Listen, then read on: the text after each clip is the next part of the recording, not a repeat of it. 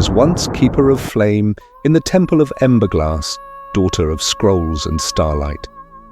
Her name was Eira, and on the night Avara fell, she did not run. She remembered.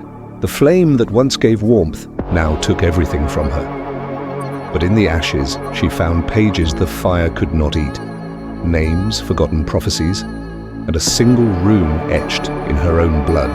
Stormfang! A blade lost to frost, a warrior yet unnamed, a storm sleeping in the bones of Skarnheim. Eira walked, through snow, through silence, past villages too afraid to speak, and forests that whispered of dead things. Her purpose was not survival, it was witness. And so, fate twisted. While Halv bled in the forests of Drelnar, another shadow moved beneath the stars. Smaller, quieter, but no less important. Her path was not loud, but sometimes it is the whisper that changes everything. They say the gods never speak plainly. They answer not with words, but with storms, with ruins, and sometimes with strangers. The northern winds howled across the ridges of Skarnheim as the first red sun in weeks pierced through the clouds. Halv, blood crusted on his jaw, stood on a narrow path above a frozen valley. Stormfang hung heavy on his back, its runes flickering weakly. But below, smoke.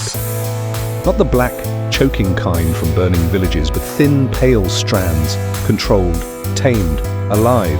She had fire in her blood, not the kind that rages, but the kind that remembers. Her name was Eira, last daughter of Avara. The flames had taken her home, but not her soul. Halv's voice finally breaks the silence, not to greet, but to test. That fire. Who lit it? Eira doesn't flinch. She raises her hand slowly, revealing a flickering glow at her palm center. Not flame, not magic. Something in between. No one. It listens to me now. Two paths that had bled separately across Skarnheim now crossed. Frost met flame, not in battle, but in purpose. Halv tosses a rabbit onto the fire, a gesture of truce. Eira watches him for a moment, then nods once. "You're heading to Heartspire," she says, not as a question. "You know of it?" Halv responds. Eira glances at the sky, where dark storm clouds coil like serpents. Everyone who's seen the red lightning dreams of it. "And you?" he asks. "I dream of vengeance. And dragons." Halv saw in her the same burn that drove him. Not rage, not sorrow, but purpose. And though he would never speak it, he was glad the road ahead would no longer echo with only his footsteps.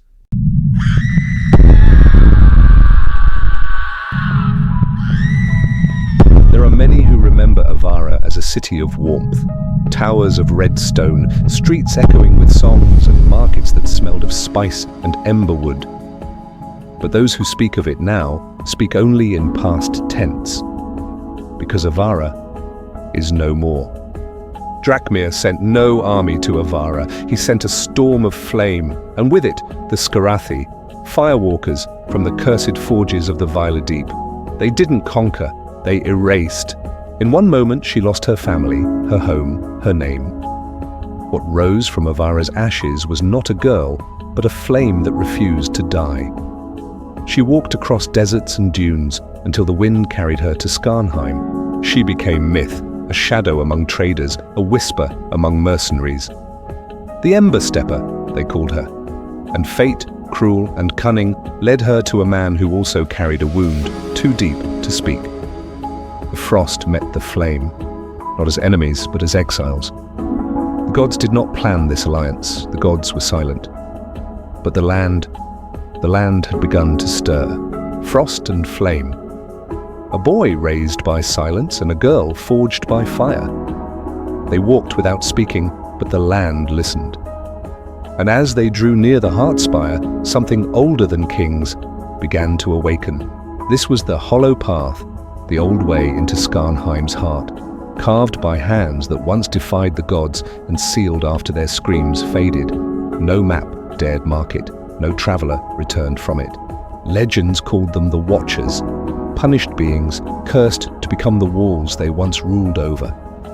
But legends often lie. Not all of them were asleep. Steel alone would not win this fight. These were no beasts. They were regrets, memories sharpened into claws. And Halv carried many. The Hollow knew their names, it knew their wounds. It dragged them into memory, forcing them to see what they buried. But they did not fall. They broke, and then rebuilt. Halv stabs Stormfang into the ice. It shatters the illusions. Eira screams. A burst of fire erupts around her, burning the Watchers. Together, they rise. Only those who face what haunts them may walk the Hollow, and now the mountain no longer resisted them. It beckoned. At the far end of the Hollow path stood a gate of black ice. Beyond it, the Heartspire pulsed. While Halv carved his path through frost and memory, another presence stirred in the far east. Not a king, not a god, but something worse, something that remembered being both. His name was Droth, and its tower did not rise, it fed. The Tower of Skargrave stood like a wound in the world, its walls forged from shattered cities, its spires built from the bones of fallen kings. It did not belong to the land, it infected it. At its heart sat Droth, the Hollow-Blood King. Once a man of flesh and breath, now a hollow echo clad in armor older than most empires.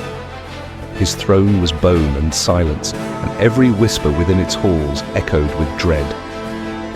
Surrounding him a council of three, not men, not monsters, but something in between, each bound by blood oath, darkness, and the promise of the world's final silence.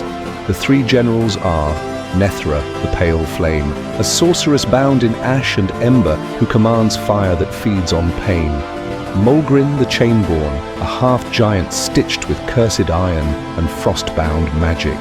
The Whispered One, a hooded wraith that speaks only in secrets and voices of the dead.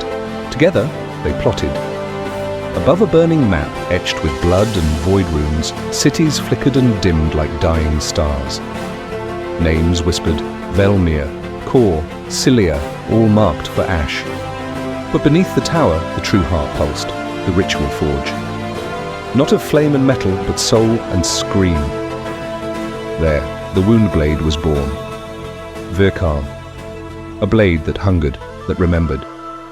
Not forged, but fed. Each swing echoed with a soul's death rattle. Above it all, Drog stirred.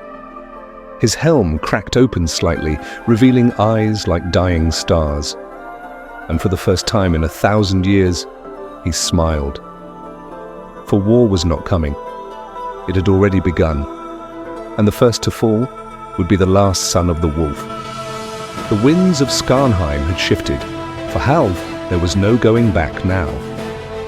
The Heartspire beckoned, a dark promise of power and truth. But with it came a tide of shadows. Drakmir's armies were gathering, and his generals moved with deadly intent. Halv had crossed into lands uncharted by any warrior, yet here, in the frozen heart of Skarnheim, the true test would begin. Halvor was changed. He could feel it in the way the sword hummed in his grip, as if Stormfang had become a part of him. But Eira, the lone survivor of Avara, had changed as well. Her fire had not been extinguished by the fall of her people. It had only been stoked, burning brighter with each step she took. In the months since they had met, Eira had proven herself in ways Halv hadn't expected. The girl who once trembled at the thought of battle now faced the wilderness with a fire that even the fiercest storm couldn't extinguish. She had sought out the few remaining warriors from Avara's scattered remnants. They taught her the ways of the blade, the art of survival in a world that had no mercy. And though her strength had grown, it was her resolve that had truly transformed. She was no longer the girl who fled. She was becoming the woman who fought back. Halv knew the importance of her growth. He saw her not just as a companion, but as a force in her own right. There would be battles ahead that neither of them could face alone. Eira was no longer just the survivor of Avara. She was becoming a key in the struggle to take Skarnheim back.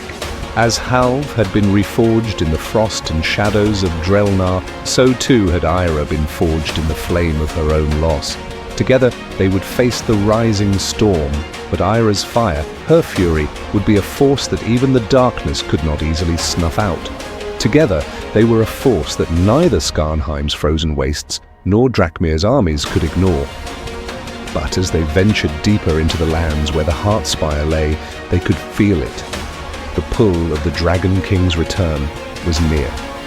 And with it, the shadows grew stronger. Eira felt it first, the touch of the Heartspire's power. It called to her, its pulse like a heartbeat in the distance, a reminder of the legacy she now carried. And though she could not yet grasp its full meaning, she knew one thing: her journey was far from over. She and Halv would face Drakmir and his legions, but to do so, they would need to awaken something deep inside themselves, something more than steel and fury.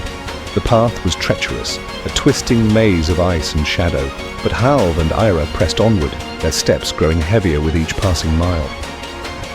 They were no longer two strangers walking the same path. They were a bond, tempered in fire and steel, each other's strength in a world that had long since forgotten mercy. Subscribe to my channel, like and comment on the video, and tell us what you think if Halv can defeat the Dragon King.